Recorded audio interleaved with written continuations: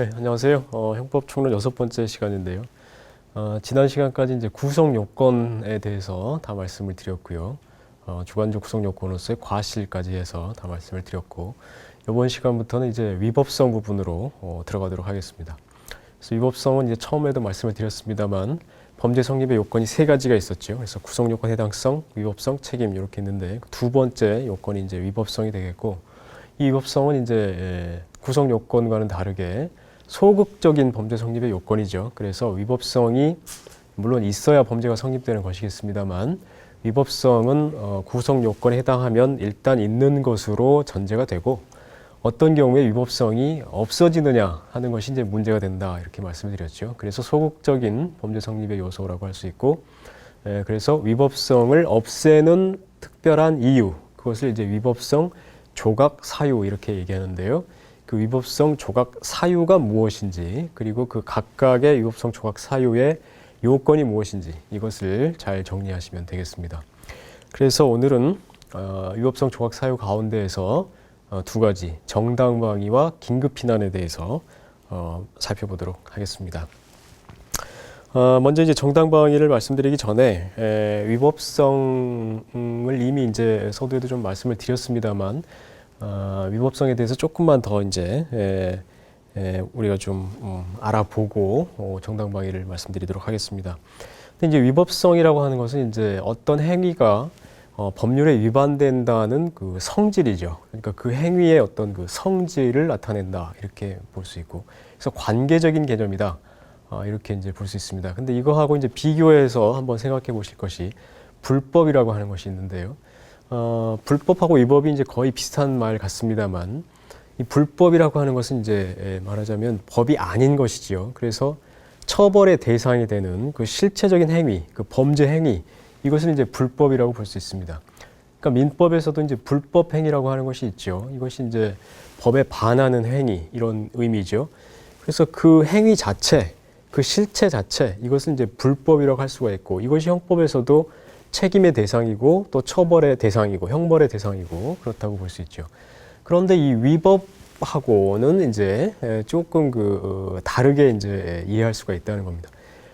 그러니까 불법한 행위는 위법하다. 불법한 행위는 위법한 성질을 가지고 있다. 이렇게 이제 얘기를 해볼 수가 있는데요. 그래서 이 불법이라고 하는 것이 실체라면 위법은 관계이고, 불법이 주어라면 위법이라고 하는 것은 이제 이 주어의 성질을 나타내는, 관계를 나타내는 그런 개념으로 이해할 수가 있다.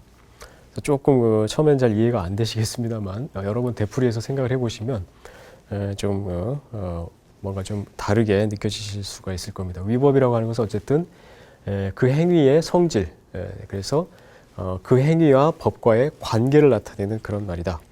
그래서 이제 위법성이라고 하는 것은 반드시 형법에만 한정되는 것도 아니죠. 지금 우리가 형법에서 위법성을 얘기하고 있습니다만, 이 위법성을 판단할 때는 형법의 기준뿐만 아니라 뭐 민법이라든지 뭐 다른 기타의 공법, 행정법이라든지 이런 모든 법 질서에 비추어 볼 때, 법 전체의 어떤 그 정신에 비추어 볼 때 이것이 법률에 위반됐다, 우리나라 전체 법 질서에 위반됐다고 볼 수 있느냐, 이것이 이제 위법성의 개념이라고 할 수가 있습니다.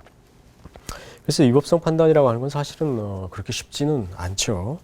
그래서 여하튼 이제 위법성은 구성 요건에 해당하면, 첫 번째 범죄 성립의 요건인 구성 요건에 해당하면 일단 위법한 것으로 전제할 수가 있다.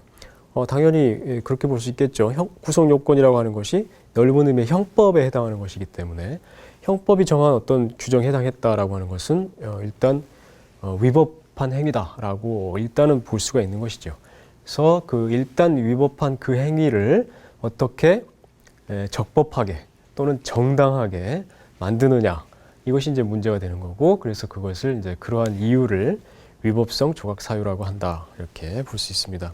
그래서 우리 형법 총론은 위법성 조각 사유를 20조에서 24조까지 5가지로 규정을 해 놓고 있습니다. 이거 외에는 이제 위법성 조각 사유가 없다고 볼 수가 있지요. 물론 경우에 따라서 이제 어떤 분들은 초법규적 위법성 조각 사유라고 해서 법에 규정되어 있지 않은 위법성 조각 사유도 있을 수 있다, 이렇게 이제 주장하는 분도 있습니다만, 여하튼 법률에는 5가지가 규정이 되어 있습니다. 그래서 정당 행위, 다음 정당 방위, 긴급 피난, 자구 행위, 피해자의 승낙 이렇게 5가지의 이제 위법성 조각 사유가 있다 이렇게 볼 수 있겠고요. 그다음에 이제 그 위법성 조각 사유, 위법성 그다음에 이제 세 번째 범죄 성립 요건이 책임이죠. 그래서 이 위법성과 책임은 소극적인 범죄 성립 요소라는 점에서는 마찬가지다. 그러니까 책임도 책임 조각 사유 또는 이제 책임은 감경 사유도 있습니다만 이런 것들이 이제 문제가 된다 하는 걸 형법총론의 처음 시간에 말씀을 드렸는데, 그런데 위법성과 책임이 다른 것은 위법성은 객관적인 것이다. 그래서 객관적인 어떤 상황이 만들어지면 그 상황으로 인해서 이것이 이제 그 요건이 되는 거죠. 그 요건이 갖추어지면 그 요건은 이제 객관적인 것이니까 객관적인 요건이 갖추어지면 그 행위는 위법성이 없어진다. 적법한 것이 된다. 범죄가 아닌 것이 된다. 이렇게 되고, 책임이라고 하는 것은 그에 비해서 주관적인 것이다. 그러니까 행위자, 범죄인이 어떤 특별한 이유를 가지고 있을 때, 범죄인이 미성년자였다거나 책임 능력이 없었다거나 이런 특별한 이유를 가지고 있을 때 그 범죄인에 대해서만 책임이 없어지거나 또는 줄어드는 것으로 보는, 이것이 이제 책임 조각 또는 감경 사유 이렇게 볼 수 있는데요. 그러니까 간단히 얘기하자면 위법성은 객관적인 것이고 책임은 주관적인 것이다. 이렇게 이제 비교해서 얘기해 볼 수가 있습니다. 그래서 위법성의 조각 사유의 요건들은 다 객관적인 것인데, 그런데 여기에도 이제 주관적인 요소가 포함이 돼야 한다. 이런 주장이 이제 있습니다. 그래서 지금은 이제 통설에서 이것을 이제 받아들여서 위법성 조각 사유에도 주관적인 요소가 있다. 그러니까 말하자면 객관적인 요건들이 다 갖추어졌다고 해서 그냥 위법성이 조각되는 것이 아니라 객관적 요건이 그 갖추어진 그 상황을 행위자가 알면서, 그러니까 정당방위 상황이 갖추어졌다면 정당방위라고 하는 이 상황을 알면서 정당방위의 목적을 가지고 행위를 해야만 정당방위에 해당하는 것이다. 상황은 갖추어졌지만 만약에 정당방위 의사가 없이 행위를 했다면 이것은 정당방위라고 볼 수 없는 거 아니냐, 이렇게 이제 얘기를 하게 된 것이죠. 그래서 지금은 이런 그 주관적인 요소, 이것을 이제 주관적 정당화 요소다 이렇게 부르는데요. 이 주관적 정당화 요소도 위법성 조각 사유의 한 요건이다, 이렇게 이제 통설의 입장에서 보고 있습니다. 그래서 모든 위법성 조각 사유에 이와 같은 주관적인 정당화 요소가 필요하다 이렇게 보고 있고요. 그래서 이런 것들은 이제 정당방위의 경우에는 정당방위의 의사, 긴급피난의 경우에는 긴급피난의 의사, 이와 같이 이제 표현해 볼 수가 있겠죠. 그래서 주관적인 정당화 요소가 없는 경우에는, 없이 그런 행위를 한 경우에는 어떻게 이것을 법적으로 처리할 것이냐, 이런 문제가 생길 수 있는데요.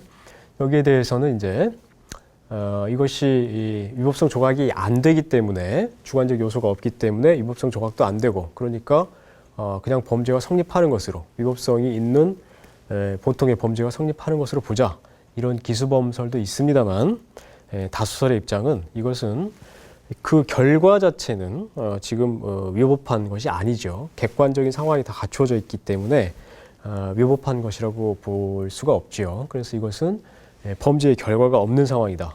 그래서 이것이 일종의 이제 미수하고 비슷하다, 이렇게 보고, 그러니까 결과가 생겨날 수 없는 그런 상황이기 때문에 이것이 미수 가운데서 이제 불능미수하고 비슷하다, 이렇게 이제 보는 것이죠.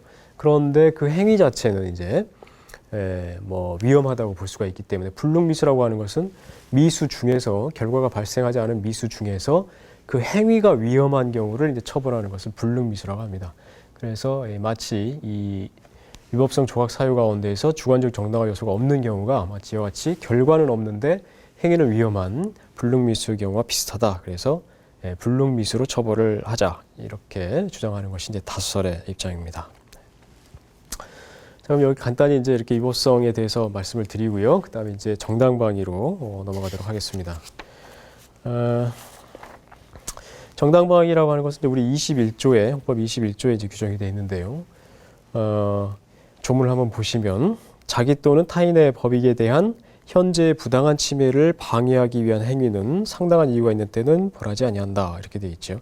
그래서 이 위법성, 특히 다른 경우도 마찬가지입니다만 이 위법성 조각 사유는 법 조문에 나와 있는 이 요건을 자세히 한번 정리를 해보시면 되겠습니다. 그래서 자기 또는 타인의 법익에 대한 법익을 방해하기 위한 행위일 것, 그다음에 현재 부당한 침해가 있을 것, 그다음에 상당한 이유가 있을 것, 이렇게 세 가지가 정당방위의 요건이라고 할 수가 있죠.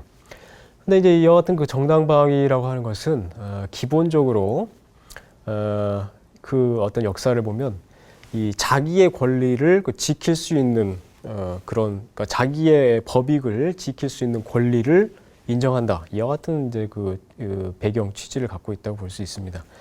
그러니까 다른 사람이 자기의 법익을 부당하게 불법적으로 공격을 할 때에는 이것을 방어하고 지키고 보호할 수 있는 권리가 누구에게나 인정이 되고 그 결과로 어떤 그 범죄의 결과가 생겨났다 하더라도 이것에 대해서 범죄로 책임을 물을 수가 없다.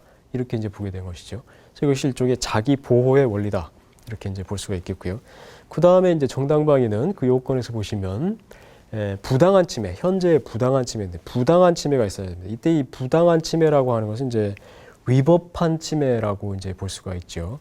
그래서 정당방위라고 하는 것은 위법한 것, 즉 불법과 적법, 부당과 정당 이런 관계에 있다는 거죠. 그러니까 상대방의 공격이 위법한 것이어야 정당방위가 성립할 수가 있습니다.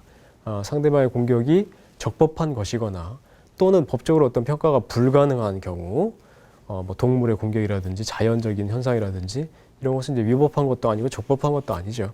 이런 데 대해서는 이제 정당방위가 불가능한 것이죠. 그러니까 정당방위는 위법한 공격을 전제로 한다. 이렇게 볼 수 있고. 그래서 정당방위의 두 번째 그 어떤 그 취지는 법수호의 원리라고 해서 적법한 것을 이제 적법하고 정당한 것을 지킬 수 있는 권리가 있다.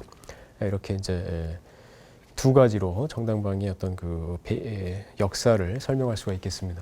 그래서 원래는 이제 이 자기 보호의 원리 이런 것들이 이제 더 정당방위의 어떤 그 더